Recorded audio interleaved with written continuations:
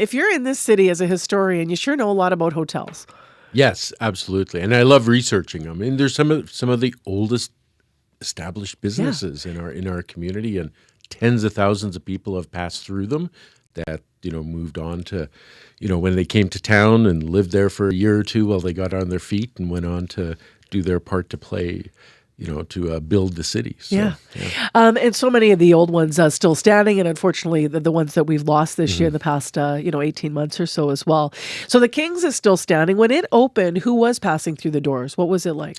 Well, the King's Hotel opened in 1903, and it was called the Richelieu Hotel back then. And a couple of members of our local Francophone community got together to put it together. It was a gentleman named Joseph Napoleon Levesque, who was the person who financed it. And the person who built it was a man named Henri Soucis.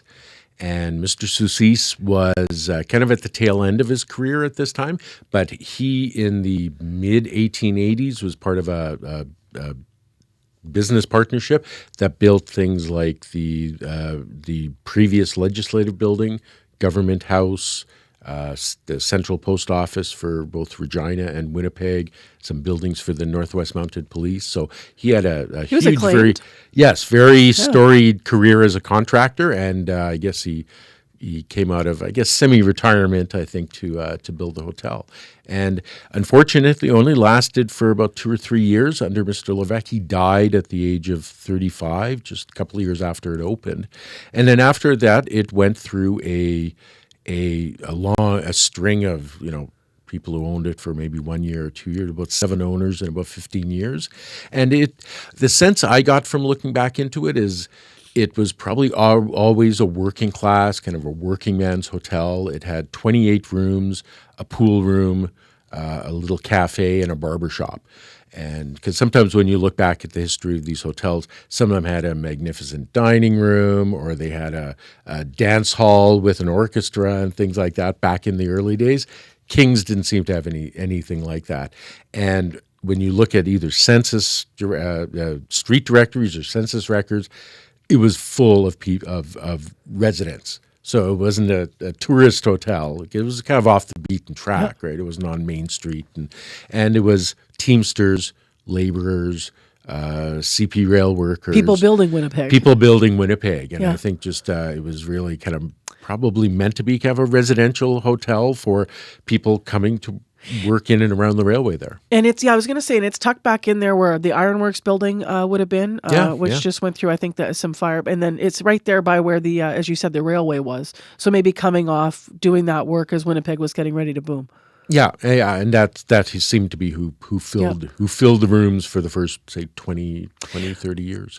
When you look at it, what is significant about it, either architecturally or when you think about who it was named for? Is there anything else significant about the actual history of the place that would put it on the map historically? Well, not really. I mean, it kind of pretty basic hotel. It stayed quiet. Yep. It had a couple of things. It changed its name to the Roman Hotel in 1922, and it was a couple of high-profile people from the Romanian community who owned it, and it became kind of a Romanian cultural hub.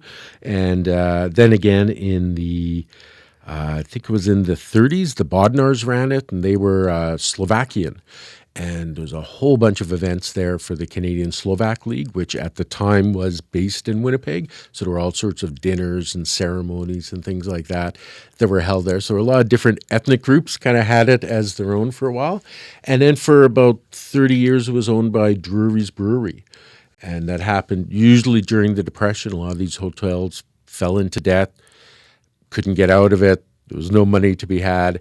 And usually their largest creditor was one of the breweries. So would either sell it at cost or just throw the keys at the brewery rep and say, here, you take it. So it had a really uncertain beginning. And then kind of in the 1930s, when breweries took it over, they fixed it up. They were the ones who changed the name to the King's Hotel. And they usually did a pretty good job of finding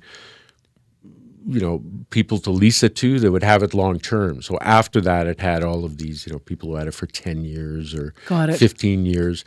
And then the last big owners were I think they were the Bartmanoviches, and they had it for 20 years up until 1992. When they changed it to the King's Hotel, I don't know if we know this, but why King's? Is it I'm not. No, I'm not sure. A lot of these. they didn't name it after the brewery, or Yeah, that's right. Well, they had to name it Rebrand it. away from the Roman Hotel because the Gates family had moved on, and I'm not sure what the Kings, kind of a regal name for. Yeah. Stood for. So since 1992, has it been shuttered? Has it been sitting? Has it, been quiet? It's faced the decline that a lot of these hotels do. It's they're getting older and harder to maintain, and it went through a period up until about 2020. It closed. There was an owner, had it for a few years up until 2020. He's since passed away, but around COVID times, he sold it off, and that's when it really hit trouble. It had its liquor license pulled a couple of different times in just a 3 or 4 year period, and in 2024 it was shuttered and put up for sale.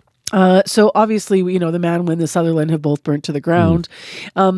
We don't know how the King's Hotel is going to be redeveloped, I should say. We don't have that confirmed. What would you like to see happen when you think about these old spaces that have some, that have history in Winnipeg? Well, I have a soft spot for them, partly because of the history of them, but also, for 140 years, these have been for people on the lowest rung of the housing ladder, or for people who need temporary housing. These have been a perfectly suitable model, to live in, to have privacy. You have a little room, very inexpensive, a common kind of eating area, that type of thing.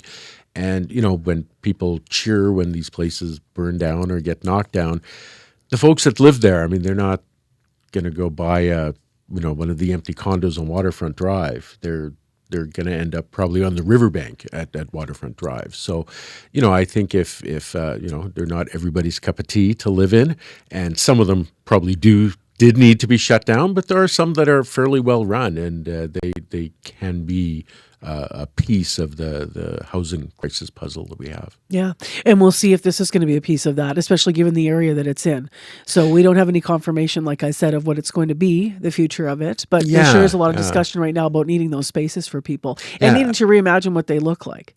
Yeah, and and these hotels, they're kind of hard to convert into because they are in little kind of shoebox sized rooms. They're single room occupancy hotels, so you're not going to change something like that into an office building or anything like that. They were built for a purpose, and that's it'd be kind of hard to convert that into something else. So, but if it was a type of housing, good luck to whoever is going to take it on as a renovation project, and hopefully there'll be, I don't know how many suites there are now. Originally there were 28, but hopefully at least 28 people might have a place to live in a year or two. Thanks very much, Christian, for all of your history in our community and for being here this morning with us. Appreciate your time. Oh, thank you. Enjoyed it. Christian Cassidy, a local historian and blogger, talking about the history of the King's Hotel.